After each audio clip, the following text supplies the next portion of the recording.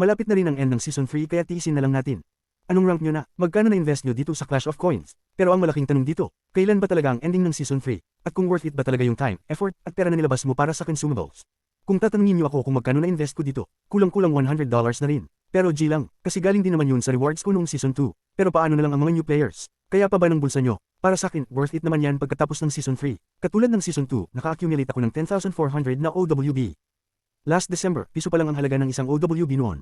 Paldo sana kung nag-hold, same din sa nakuha kong VOWB. Kung magkano nakuha kong OWB, ganun din sa VOWB. Noong nahitang na italang FDV o fully diluted valuation na 50 million. Nabuksan ang swapang 300 VOWB points kada araw, tapos iswap mo yun sa OWB. Same lang din ang price sa OWB noon, pero that time, tumaas na ang price ng OWB. Umabot ng 6 pesos kada isa, kaya umabot ng 1,400 plus ang natatanggap namin araw-araw.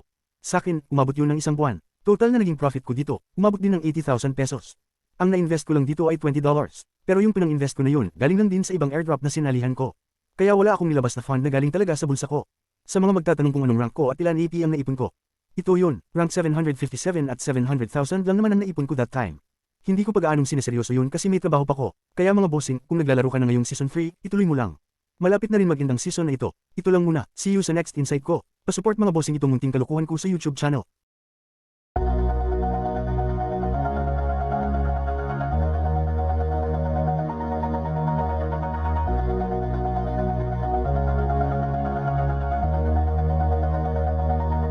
All this time,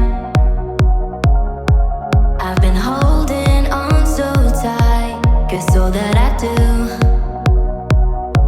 was easy to use. So call my time, but you